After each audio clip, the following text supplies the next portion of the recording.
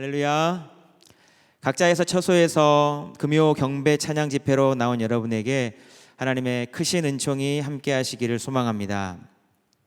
사랑하는 여러분, 여러분의 요즘의 믿음은 어떠십니까? 믿음은 괜찮으십니까? 믿음 생활 쉽지 않으시죠? 최근 교구 장례식장에 있었을 때 구역장님께서 그런 말씀을 하셨습니다.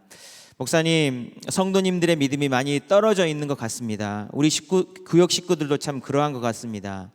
확실한 믿음의 체험이 있으신 분들은 그나마 잘 버티고 견디고 계실 텐데, 그렇지 않은 분들은 이번 기회에 많이 멀어질 수도 있을 것 같습니다.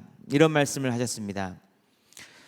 코로나19로 인해서 오래간 교회에 잘 나오지 못하고 실은 온라인으로 예배를 드린다고 하지만 시간이 지날수록 현장에서 우리가 갖게 되는 그런 진지한 마음, 그것도 잃어버리기가 쉽고요. 또 여러 가지 상황과 환경이 우리의 믿음을 점점 더 까먹게 만드는 그런 상황이 아닌가 합니다. 그 말을 듣고 목회자로서 참 이 상황이 너무 안타깝고 참 어렵다는 생각을 하게 됐습니다. 사랑하는 여러분, 여러분의 요즘의 믿음 생활은 어떠십니까? 우리의 믿음이 떨어진다는 것은 우리가 주님으로부터 좀 멀어진다는 것, 또한 주님이 우리로부터 멀게 느껴진다는 그런 말일 겁니다. 우리의 마음이 주님으로부터 점점 더 멀어져 간다. 우리 마음이 주님으로부터 좀 더 멀어져 있는 것 같다는 느낌이 든다면 실은 그때 그 간격을 더 가깝게 해야 되잖아요. 더욱더 주님이 필요한 때라는 겁니다. 그러니까 더 그럴 때면 더 간절히 주님을 찾아야 되는데, 이게 멀어져 있으면, 그런 느낌이 들면은 그걸 이렇게 당겨오는 게 쉽지가 않더라는 겁니다. 제가 금요 설교를 준비하면서 그 구역장님 말씀 들으면서 과연 이런 상황에 무슨 말씀을 또 나눠야 되나, 이런 상황에 주님이 우리에게 뭘 원하시고 우리는 또 어떻게 해야 되나, 그런 생각들을 하면서 떠오른 말씀이 바로 오늘 본문의 말씀이었습니다. 오늘 본문은 여러분 잘 아시다시피 바디메오에 대한 이야기입니다. 이 바디메오 이야기는요, 예수님께서 예루살렘에 입성하기 전, 바로 입성 전 마지막에 기록된 이야기입니다. 오늘 본문의 위치가 되게 중요한데요, 표를 하나 보여주시면 마가복음이 총 16장인데 1장부터 9장까지가 갈릴리 이야기입니다. 그리고 10장은 갈릴리에서 이제 예루살렘으로 올라가는 상경길에 대한 이야기고요, 11장부터 16장까지는 예루살렘에서 일주일 이야기입니다. 그 앞에 10장까지는 이제 3년이 넘는 시간이죠. 그 예루살렘을 올라가기 바로 직전, 그 저기 별표 있는 그 부분의 이야기가 오늘 본문의 말씀이라는 겁니다. 십자가에 달려 돌아가시기 위해서 예루살렘으로 입성하기 바로 전 그 이야기라는 거는 이 바디메오에게는 어떻게 보면은 예수님 만날 마지막 기회였다는 것입니다. 십자가로 향하시는 그 빠른 예수님의 발걸음을 이 바디메오가 딱 멈추게 했어요. 뿐만 아니라 이 바디메오에게 찾아오셔서 놀라운 구원과 회복의 메시지를 허락해 주셨습니다. 예수님의 발걸음을 멈춘 그 바디메오, 과연 그의 믿음이 어떤 것이었길래 예수님의 마음을 움직여서 그의 발걸음을 멈추게 했고 또 그에게 와서 구원과 복을 선포하셨는가? 오늘 우리가 주목하고 싶은 것이 바로 그것입니다. 바디메오가 가진 믿음이 어떤 것이었는가를 확인해 보기 위해서 지금의 그의 상황이 어떤 것인가를 좀 확인해 봐야 됩니다. 오늘 본문 46절 말씀을 같이 한번 읽어보시겠습니다. 시작. 그들이 여리고에 이르렀더니 예수께서 제자들과 허다한 무리와 함께 여리고에서 나아가실 때에 디메오의 아들 맹인 거지 바디메오가 길가에 앉았다가, 아멘. 상황은 예수님께서 여리고에서 나가실 때입니다. 이제 여기서 나가신 다음에 바로 그 다음에 예루살렘으로 들어가시는 거죠.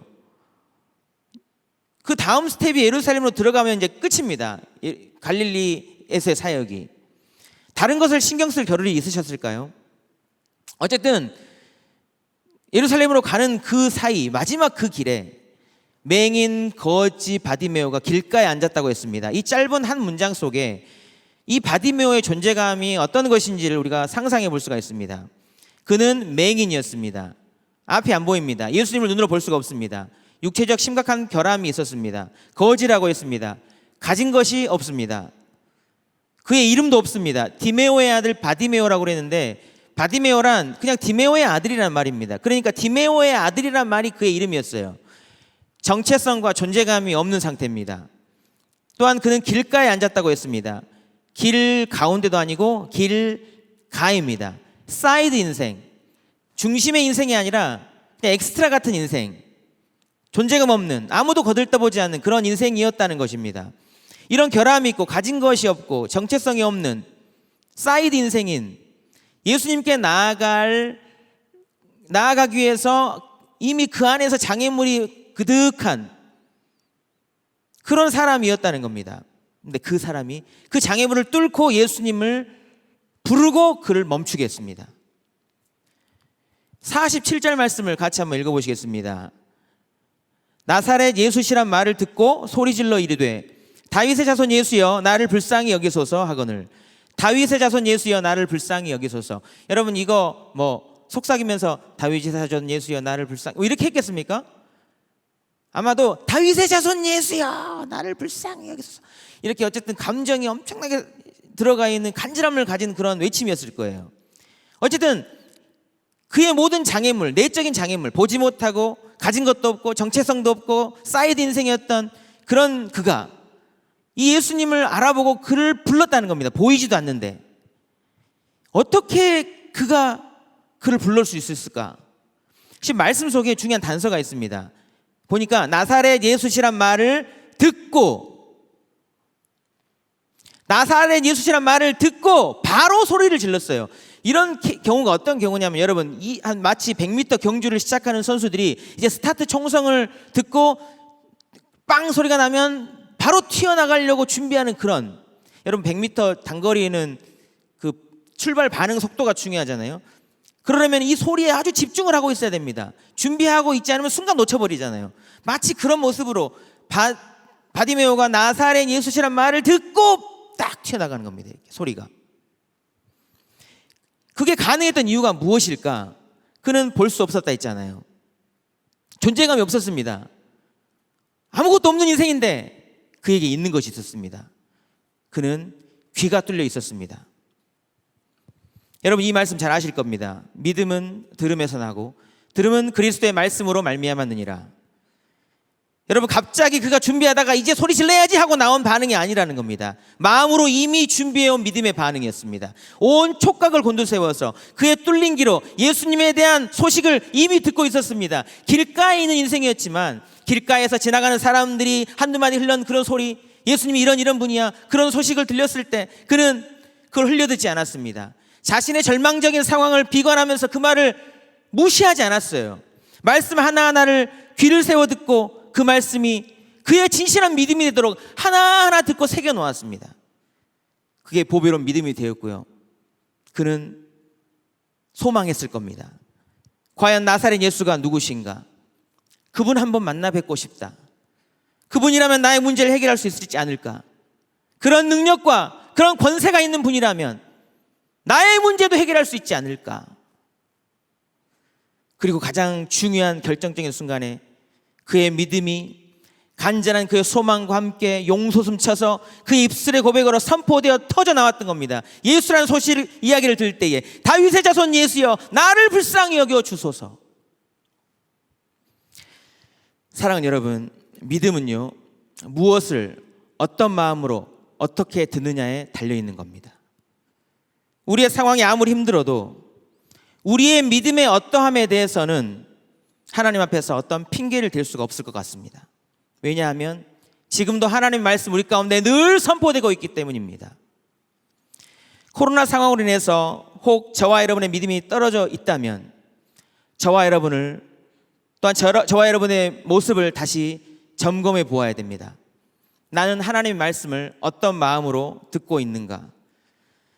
정말 이런 상황이라는 것 때문에 스스로 우리의 귀마저 닫아버린 것은 혹시 아닌가? 다른 것에 더 귀를 기울이고 있다가 정작 들어야 할 중요한 하나님의 말씀을 새겨듣지 못한 것은 아닌가? 오늘 이 사람 거지 맹인 바디메오가 할 수 있다면 저와 여러분도 할 수 있지 않겠습니까? 저와 여러분의 지금의 상황은 정말 어렵습니다. 그러나 지금의 상황과 환경을 탓할 것이 아니라 우리의 귀가 잘 열려 있는가를 돌아보면서 더욱 말씀에 귀를 기울이심으로 저와 여러분의 허락하신 귀한 보배로운 믿음 확실하게 지키시는 저와 여러분 될 수 있기를 주님의 이름으로 축복합니다. 거지 맹인 바디메오는 그에게 내적인 장애물이 있었죠. 내적인 장애물만 있던 것이 아닙니다. 외적인 공격과 장애물도 있었습니다. 오늘 본문 48절 말씀을 같이 한번 읽어보시겠습니다. 시작. 많은 사람이 꾸짖어 잠잠하라 하되 그가 더욱 크게 소리질러 이르되 다윗의 자손이여 나를 불쌍히 여기소서 하는지라. 많은 사람이 바디메오를 향하여 소리쳤습니다. 꾸짖었습니다. 소리내지 마라, 잠잠하라. 이런 상황이면 여러분 위축되지 않겠습니까? 입 다물어라 이렇게 하는데 누가 거기서 소리를 내겠어요? 보이지도 않는데. 뭔가 여러분 우리도 이런 상황이 있잖아요. 믿음이 충만해졌습니다. 뭔가 믿음으로 반응하려고 막 마음이 뜨거워졌는데 거기에 찬물을 쫙 끼얹는 그런 일들이 있잖아요. 상황이 그럴 수도 있고 또 사람이 그럴 수도 있습니다. 참 거기서 무너지고 포기할 만도 한데 그는 어떻게 했는가? 더욱 크게 소리질러 외쳤다 했습니다. 더욱 크게 소리질러서 다윗의 자손 예수여 나를 불쌍히 여기소서 더 크게 소리질렀습니다. 다른 말을 한 것이 아닙니다. 이전에 했던 말을 똑같이 했어요. 여러분 더욱 크게 소리질렀다는 것은 그의 외압과 장애물을 다 뚫어버리기 위한 더 큰 확신과 간절함을 갖고 소리를 냈다는 거고요. 이전에 다윗의 자손 예수여 나를 불쌍히 여기소서라는 말을 똑같이 했다는 것은 그의 예수 그리스도를 향한 믿음이 변함이 하나도 없다는 것을 보여주는 것이라 할 수 있습니다. 결국 더 크게 소리낸 이 맹인 바디메오의 외침이 예수님의 귀로 들어갔습니다. 그리고 예수님의 그 가던 발걸음을 멈추게 만들었습니다. 49절 말씀 같이 한번 보시겠습니다. 예수께서 머물러 서서 그를 부르라 하시니 그들이 그 맹인을 부르며 이르되 안심하고 일어나라 그가 너를 부르신다 하매 예수께서 머물러 서서 그 맹인 바디메오의 소리가 예수님의 발걸음을 멈췄다는 거예요. 정말 감동적인 장면이 아닐 수 없습니다. 내적 외적 장애물을 뚫어버린 그의 믿음이 예수님을 멈췄습니다. 여러분 예수님이 여기서 멈춘 것이 당연한 것도 아니고요 자연스러운 것도 아닙니다. 오늘 본문 예루살렘 입성 전에 마지막 기록이라고 있습니다. 예수님은 이 3년 반 동안 이미 할 만큼 다 하셨지요. 가르칠 것 다 가르쳤습니다. 기적도 어마어마하게 베풀었습니다. 이제 십자가에 가서 하나님께서 그에게 주신 구원의 놀라운 계획과 뜻을 이루시면 되는 겁니다. 그냥 예루살렘에 곧 들어가시면 돼요. 예수님의 발걸음이 굳이 길가에 있는 한 사람의 목소리에 반응할 이유가 없다는 것입니다. 근데 멈췄습니다. 목소리가 커서요? 그랬을까요? 중심을 나시는 주님이시죠. 성경이 왜 예루살렘 입성전 마지막 이 바디메오의 모습을 보여주면서 그 목소리에 예수님의 발걸음이 멈췄는가를 우리에게 보여주겠습니까? 현실의 모든 내적 외적 장애물을 뚫고 부르짖는 그의 믿음. 예수님이 여기서 지나가 버리면 나는 더 이상 희망이 없고 소망도 없고 답이 없다라는 그런 간절함과 절박함을 가지고 외쳤던 그의 믿음이 어떤 것인가? 그 믿음이 바로 발걸음을 멈췄다. 이걸 보여주고 싶은 것 아니겠습니까? 우리도 마찬가지입니다. 상황 어렵잖아요. 믿음이 그냥 가만히 있으면 떨어지기 너무 쉬운 때입니다. 예수님이 너무 멀어진 것 같아요. 그렇다면 더더욱 이 바디메오처럼 더 간절히 불러야죠. 마음이 더 멀리 느껴진다면 더 절박한 마음을 가지고 더 간절히 다윗의 자손 예수여 나를 불쌍히 여겨주소서, 나도 좀 불쌍히 여겨주소서 외쳐야 하지 않겠습니까? 여러분 꼭 기억해야 할 것이 있습니다. 하나님도요, 예수님도요, 가까이 오고 싶은 곳이 있는가 하면 가까이 오고 싶지 않고 싶으신 곳도 있다는 거예요. 슈바이처 박사가 노벨상 시상식에 참석하기 위해서 기차를 타고 가게 됐습니다. 아프리카를 떠나 파리에 멈춰서 파리에서 다시 갈아타고 덴마크로 갈 계획이었습니다. 그런데 파리에 도착했다는 소식을 전해들은 신문 기자들이 취재를 하려고 그가 탄 기차로 몰려들었습니다. 슈바이처는 영국 황실로부터 백작 칭호를 받은 귀족이었습니다. 취재 경쟁이 일어났겠죠. 취재 경쟁에 열중한 기자들이 한꺼번에 당연히 특등실이 있을 줄 알고 거기로 우르르 몰려 들어갔습니다. 슈바이처 박사가 없었습니다. 도저히 찾을 수가 없어서 다시 1등 칸으로 몰려가서 찾아봤습니다. 없었습니다. 2등 칸으로 갔습니다. 없었습니다. 기자들은 허탈한 마음으로 포기를 하고 돌아갔습니다. 그런데 그때 한 영국 기자 한 사람이 혹시나 하고 3등 칸으로 기웃거리다가 뜻밖의 거기서 슈바이처 박사를 찾아냈습니다.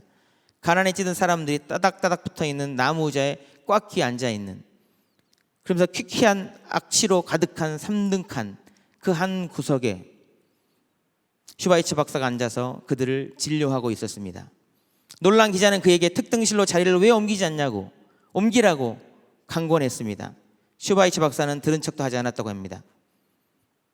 그 기자가 말했습니다. 아니 선생님, 어떻게 3등 칸에 타셨습니까? 슈바이처 박사 말하기를, 예, 이 기차는 4등 칸이 없기 때문입니다. 아니 그게 아니고요 선생님, 어쩌자고 불편한 곳에서 고생하며 가시냐는 말입니다. 슈바이처 박사는 잠시 후 땀을 닦으며 대답했습니다. 예, 저는 편안한 곳을 찾아다니는 게 아니라 나의 도움을 필요로 하는 곳을 찾아다닙니다. 특등실의 사람들은 저를 필요로 하지 않습니다. 사랑하는 여러분, 예수님도 마찬가지 아닙니까? 예수님도 그를 필요로 하는 자리라면, 간절함으로 그를 찾는 자리라면 어디든 가십니다. 예수님의 발걸음이 멈춘 이유가 아니겠습니까? 그게 3등 칸, 4등 칸, 5등 칸이라도 오실 수 있습니다. 그분은 하나님의 아들로서 높고 높은 곳에서 낮고 낮은 비천한 우리에게까지 내려오신 분입니다. 어디든 그곳이 낮고 낮은 곳이라 할지라도 내려오실 수 있지만 아무데나 오시지는 않습니다. 예수님은 가장 낮은 곳까지 가셨지만 그를 대적하는 바리새인들과 그 무리들에게는 가까이 하시고 싶지 않으셨고요, 그들에게는 가까이 있을 때 심판을 선언하셨습니다. 그를 간절히 필요로 하는 곳, 간절히 찾는 곳, 예수님이 아니면 안 되겠다는 절박한 마음으로 다윗의 자손 예수여 나를 불쌍히 여겨 주소서 하는 그런 외침 있는 곳에 가까이 와 계시는 겁니다. 사랑하는 여러분, 저와 여러분에게 예수님의 발걸음을 멈출 만한 그런 간절함과 절박함이 있게 되기를 주님의 이름으로 축복합니다. 상황은 어렵지만 예수님께 나아가려는 우리의 믿음의 찬물을 끼얹는 내적 외적 장애물들을 부셔버릴 수 있는 그 절박함과 간절함이 있어서 그 간절함으로 부르짖는다면 우리 주님이 분명히 가까워 찾아주시고 만나주시고 우리를 회복시켜 주실 줄로 믿습니다. 예수님의 발걸음을 멈출 만한 그런 예수님을 감동시킬 만한 믿음의 사람이 될 수 있기를 주님의 이름으로 축복합니다. 이런 귀한 믿음으로 예수님 발걸음을 멈추게 한 바디모에게 예수님께서 다가오셔서 큰 선물을 주십니다. 51절 말씀을 같이 한번 보시겠습니다. 시작. 예수께서 말씀하여 이르시되 내게 무엇을 하여 주기를 원하느냐? 맹인이 이르되 선생님이여 보기를 원하나이다. 내게 무엇을 하여 주기를 원하느냐? 파격적인 말씀입니다. 무엇이든지 말해봐라, 다 들어주겠다. 하나님의 아들께서 원하는 것을 다 이야기해봐라, 무엇인지 다 주겠다. 백지수표를 주신 것 아닙니까? 여러분도 누군가가 여러분께 정말 다 들어주겠다 하고 백지수표 하나 주면 좋겠죠? 행복한 고민을 할 것 같아요. 우리 하나님께서 나에게 무엇이든지 써봐라, 다 주겠다. 뭘 써야 될지를 모를 것 같아요. 중요한 것은 예수님께서 그 백지수표를 그냥 준 것은 아니라는 것입니다. 예수님은 그의 중심, 그의 마음 상태 다 아셨거든요. 백지수표를 줬다가 갑자기 예수님이 기대하지도 않는 난처한, 애매한, 당황스러운 그런 것들을 썼다 그러면 예수님 얼마나 난처하겠습니까? 이미 예수님은 이 백지수표를 줄 만한, 줘도 안전할 만한 그런 믿음이 있음을 다 아시고 가려서 주시는 거죠. 실제로 바디메오가 예수님께서 내게 무엇을 하여 주기를 원하느냐라고 구했을 때 그가 무엇을 하여 주십시오라고 그가 구하는 것을 보면 그의 믿음의 순전함이 어떤 것인지를 알 수 있게 됩니다. 바디메오가 뭐라 했는가? 선생님이여 보기를 원하나이다 라고 했습니다. 너무 당연한 소망 같죠? 그는 맹인이었기 때문에 일평생 간직한 간절한 소망, 정말 눈만 떴으면 좋겠다 이런 마음이 있었겠지요. 근데 여러분 잘 생각해 보십시오. 백지수표를 주셨잖아요. 그러면 조금 머리가 좀 잘 돌아가는 사람이라면 종합 선물 세트를 주십시오 이렇게 해야겠죠. 눈 뜨는 것부터 시작해서 내가 길가 인생이니까 길가에 살지 않도록 좋은 집도 주십시오. 내가 거지니까 이렇게 비참하게 살지 않도록 좀 돈도 많이 좀 주십시오. 배우자도 갖게 해주십시오. 많은 사람들이 지나다니면서 저를 무시했거든요. 주님 정말 많이 상처받았습니다. 제가 그 사람을 꿀밤 한 대씩 좀 때려주십시오. 뭐 이렇게 구체적으로 다 하나하나 아뢰면서 종합 선물 세트로 이렇게 구해 쓸 수 있어요. 눈을 뜨는 것이 그의 간절한 소망인 줄 알겠는데 하나님의 아들 예수께서 백지수표를 줬는데 그는 그냥 그것이 이루어져도 보통의 사람보다 더 안 되는 수준의 것을 요구했습니다. 눈을 떴어요. 여전히 가난도 있고 뭐 길가의 인생이기도 하고 아무것도 없잖아요. 그 수준으로 구한 겁니다. 네, 여러분, 이것은 예수님 보시기에 축복의 고백이었습니다. 왜냐하면은 그의 그 마음은요, 예수님 보시기에 하얀 캔버스 같았어요. 백지장 같았습니다. 예수님께서 무엇인지 뭔가 그려주고 싶었는데 다 그려줄 수 있는, 그의 눈을 뜨게 해주셨을 때 그 마음의 백지에 무엇이 그려질지가 확연해졌기 때문에 예수님은 그 말을 듣고 너무 기쁘셨어요. 그 소원대로 해주면 정말 내가 주고 싶은, 이에게 주고 싶은 그 믿음에 합당한 축복을 다 줘도 그가 복되게 받겠구나라는 마음이 드셨습니다. 그리고 실제로 그렇게 그려졌습니다. 예수님께서 지금 그의 눈을 뜨게 해주셨을 때에 그 앞에 눈에 보이는 것이 무엇이었습니까? 그의 단 한 가지 소망, 눈이 떠졌을 때 눈을 열어 보게 하시는 그 주님, 그가 간절하게 그토록 그 길가에 있다가 귀로 듣고 마음으로 새기고 믿게 되었던 그분, 단 한 번만이라도 뵙고 싶었던 그분, 자기의 눈을 떠보게 해주실 만한 그런 그분, 예수 그리스도. 그 예수님은 그의 외침과 부르짖음을 외면치 않으시고 그의 발걸음을 멈추고 찾아와 줬어요. 모든 사람이 비난하고 지나가 버렸는데, 그리고 찾아와 만나주시고 말을 걸어와 주시고 내게 무엇을 원하느냐고 물어주셨어요. 결국 자신의 눈을 떠보게 해준 주님이 눈이 뜨자마자 보인 거죠. 그 순간 그의 모든 것을 다 버려두고 주님을 따를 만큼 그의 안에는 예수님으로 가득 차게 됐습니다. 이것이 예수님이 그리고 싶은 모습이었어요.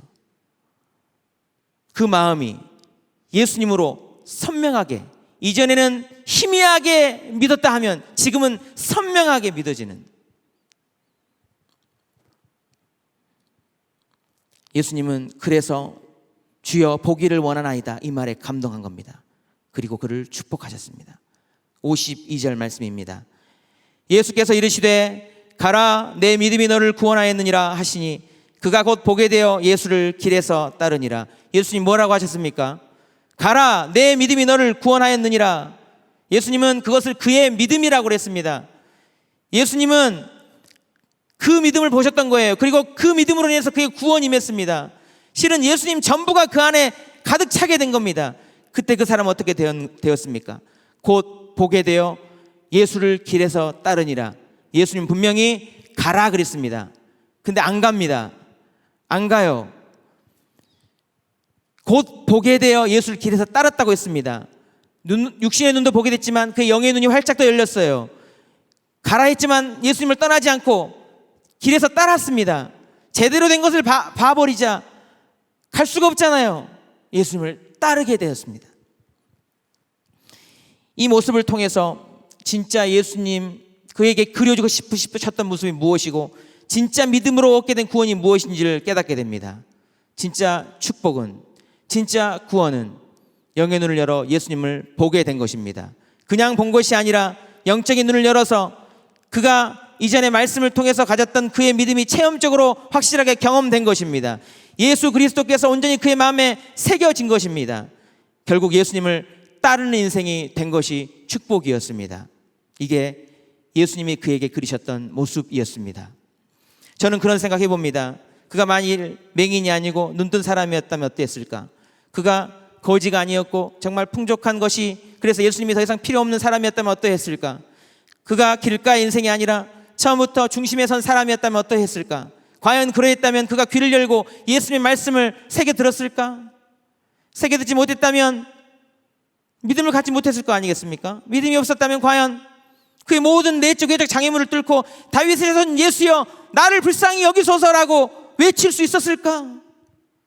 당연히 예수님께서 백지수표를 주실 일도 없겠지만 혹 그에게 백지수표를 주셨을 때에 주여 내가 한 번 보는 것이 소원입니다라고 이런 순전한 믿음으로 구할 수 있었을까? 그렇지 못했을 거 아니겠습니까, 여러분? 그렇기 때문에 어찌 보면 그의 장애는, 그의 지금 현실의 간절함, 어려움은 영적인 축복이었던 것입니다. 제 모교 청년 시절 저보다 한 살 많은 윤형철이란 형이 있었습니다. 그분은 1급 시각장애인이었고요. 지체장애도 함께 갖고 있었습니다. 눈은 안 보이는데 빛만 들어옵니다.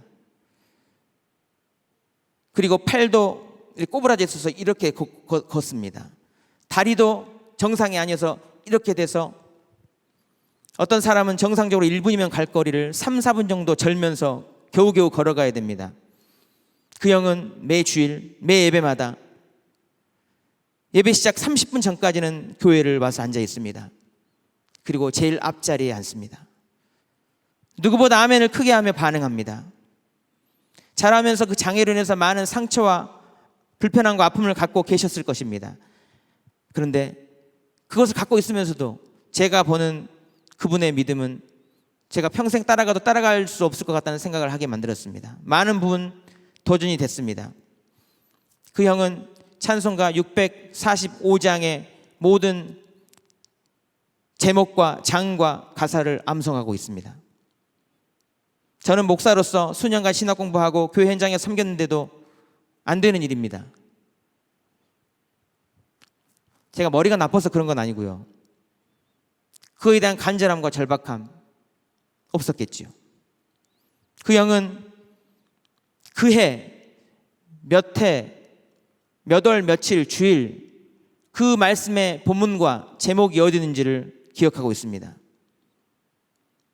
당연히 말씀 내용도 다는 아니겠지만 기억하고 있죠.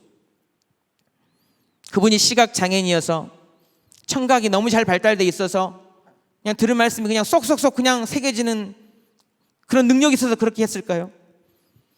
모든 청각장애인이 다 그런 것 아니잖아요. 좀 더 발달된 것은 있겠지만 육신의 눈이 안 보이기 때문에 더 집중해서 듣고 더 간절한 마음으로 새겨 듣고 또 곱씹고 그렇게 해서 마음에 새겨진 것 아니겠습니까? 우리는 오늘 본문의 맹인 거지 바디메오랑 똑같지는 못할 겁니다. 그러나 영적으로 보면 코로나19로 인해서 우리도 반강제적으로 이 바디메오와 같이 길가로 내몰렸잖아요. 신앙의 곁길가로. 참 예수님과 멀어지기 좋은 때인 것이 분명합니다. 우리는 올해 내내 영적으로 힘들었고요. 현장 예배를 못 드린 지가 또 몇 주가 됐습니다. 성전에서 당연히 누려야 될 풍성함은 사라지고요. 간간히 올라오는 예배 영상을 기다리면서 그것을 생각해야 될 처지에 놓여 있습니다. 하나님의 아들, 딸의 정체성이 무색할 만큼 우리는 하나님이 기뻐하실 만한 외적인 그런 활동을 잘 못하고 있습니다. 우리가 있어야 할 신앙의 중심 교회에서 벗어나 집에만 머무르게 됐고요. 예수님과 점점 더 멀어져 있는 우리 현실, 멀어져가는 이 현실의 삶을 우리는 부정할 수가 없습니다. 하나님이 이 불편한 상황, 이 안타까운 상황을 모르시지 않을 텐데 왜 이렇게 장시간 이런 상황을 지속되도록 허락하실까요? 이유는 다 모릅니다. 이유야 어떻든 이런 고난의 상황이 만약 저와 여러분의 믿음이 떨어지게 만드는 장애물이 된다면, 저와 여러분이 하나님부터 멀어지게 만드는 그런 어떤 장애물이 된다면 그것은 분명 오늘 본문의 바디메오에서와 같이 주님 앞에서 그 믿음을 확인받고 시험하는 계기가 될 수 있다는 것을 우리는 기억하고 있어야 됩니다. 과연 이런 상황에 우리의 믿음의 귀가 열려 있는가? 우리의 어려운 상황을 해결해 주실 주님에 대한 간절함과 절박함을 갖고 구하는가? 과연 우리의 부르짖음의 발걸음을 멈추시고 우리에게 찾아오시는 주님을 만날 수 있을 것인가? 내게 찾아와서 무엇을 해주기를 원하느냐 말씀하신 주님을 경험하고 진실로 따르게 될 것인가? 아니면 더 멀어지게 될 것인가? 그 기로에 놓여 있다는 것입니다. 사랑하는 여러분, 저와 여러분에게 오늘 본문의 이 바디메오가 보여줬던 예수님의 발걸음을 멈출 만한, 그를 감동시킬 만한 믿음이 저와 여러분 가운데 있기를 주님의 이름으로 축복합니다. 이 귀한 믿음으로 예수님의 발걸음까지 멈추고 그를 감동시키며 예수님을 업고 보고 그를 따르게 되는 그런 귀한 은혜가 있게 되기를 간절히 바랍니다. 그걸 위해서요. 상황은 어렵습니다, 여러분. 어느 때든 여러분 말씀에 더 간절한 마음으로 귀를 기울이십시오. 상황이 아무리 어렵더라도 핑계가 될 수 없음을 기억하면서 여러분의 귀가 더 활짝 열리고 더 민감하게 열려서 어려울수록 더 주님께 가까이 가는 저와 여러분의 믿음이 될 수 있기를 간절히 바랍니다. 주님께서 백지 수표를 건네줄 그런 순전한 믿음이 있는 사람, 결국 주님을 보게 되고 주님을 따르게 되는 그런 주님과 동행하는 주님을 완전히 가진 자가 되어서 주님께 영광 올려드리고 정말 믿음으로 승리하는 저와 여러분의 복된 삶이 될 수 있기를 주님의 이름으로 축복합니다. 살아계신 하나님 아버지, 영상으로나마 예배를 드리지만 하나님 귀한 말씀을 통해서 우리에게 새로운 깨우침을 허락해 주시고 간절함으로 부르짖는 모든 기도를 주님 기억하시고 응답하여 주시옵소서. 디메오의 아들 바디메오와 같은 그런 절박함으로 주님을 향해 하나님 우리가 부르짖습니다. 다윗의 자손 예수여 우리를 불쌍히 여겨 주옵소서. 거린이었고 맹인이었고 길가에서 이리저리 방황했던 주변인에 불과했던 그가 마지막 기회인 그 간절한 그런 타이밍에 주님 앞에 간절하게 부르짖고 그의 눈이 떠졌고 주님을 따르는 인생이 되었던 것을 봅니다. 주님, 뜻하지 않은 여러 가지 어려움 속에 우리가 놓여져 있지만 우리의 믿음이 쇠약해지지 않게 도와주시고 이런 어려움 상황 속에서도 더 간절한 모습으로 주님을 찾고 주님을 부르짖는 하나님의 거룩한 백성들 다 되게 주님 역사하여 주시옵소서. 이 나라 민족을 주님 손에 의탁을 드립니다. 대통령과 위정자들이 하나님을 두려워하게 도와주시고 공의와 정직과 진실과 하나님 도덕과 바른 가치관에 입각해서 모든 국정의 운영들을 잘 감당케 도와주시옵소서. 하나님, 그 자리는 국민이 뜻을 모아서 허락해 준 자리입니다. 역사와 민족 앞에 부끄럽지 않는 그런 위치와 책임을 감당케 도와주시고 천년 만년 그 위치에 있을 것 같지만 하나님, 그 자리에서 내려와서 정말 준엄한 역사적인 평가와 심판을 받을 때가 있다라는 것을 기억하며 정말 두렵고 떨리는 마음으로 겸허하게 정직하게 겸손하게 신실하게 그 역할들을 잘 감당케 도와주시옵소서. 주님, 한국교회를 불쌍히 여겨주시고 힘을 잃어버리고 추진력을 잃어버리고 사회적으로 치탄을 받고 있는 한국교회를 하나님 아버지 불쌍히 여겨주옵소서. 우리 상당교회가 믿음의 공동체 되게 도와주시고 힘들고 어려운 이 시대 속에서 복음의 능력들을 다시 한번 드러내며 교회의 영광을 다시 한번 회복시키는 하나님의 거룩한 교회 되게 주님 역사하여 주시옵소서. 각 가정과 개인마다 절박하고 하나님 간절한 모든 기도 제목들이 있을 줄 압니다.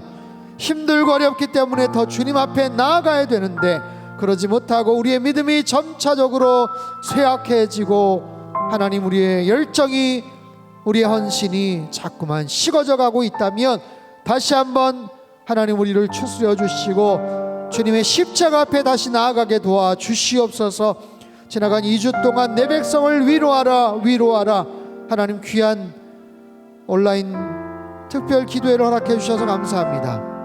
주신 말씀들 마음속에 잘 새기게 하시고 힘들고 어려운 이 순간 속에서도 하나님이 우리를 사랑하시고 하나님이 나를 위로하기를 원하신다는 이 귀한 메시지를 마음속에 새기게 하여 주옵소서. 그 어느 누구의 세상 사람의 하나님 인간의 위로가 아니라 하나님의 위로를 저희들이 경험하며 그 위로가 영원한 위로여 좋은 소망으로 연결이 되어 살아계신 하나님을 더욱더 뜨겁게 만나는 우리의 삶이 되게 하여 주옵소서. 이번 주일 예배를 위해서 기도합니다. 주님, 온 성도들이 함께 모여서 빨리 예배를 드리고 싶지만 그러지 못하는 안타까움이 있습니다. 그 와중에도 하나님 저희들이 함께 교구 만남의 주일로 하나님 약속하지만 그리 많은 인원은 되지 않지만 그래도 흩어져서 함께 모여 예배를 드리고 교제를 나누고자 원하오니 아버지 하나님 이 모든 상황 가운데도 주님 함께하여 주시고 기쁨과 은혜와 감사와 축복의 시간이 되게 도와주시옵소서. 주님, 분명히 이 고난과 역경들은 끝날 때가 올 터인데 주님을 더욱더 바라보게 하시고 이 훈련의 기간을 통해서 저희들이 더 뜨겁게 주님을 만나며 영적으로 성장해가는 소중한 계기가 되게 도와주시옵소서.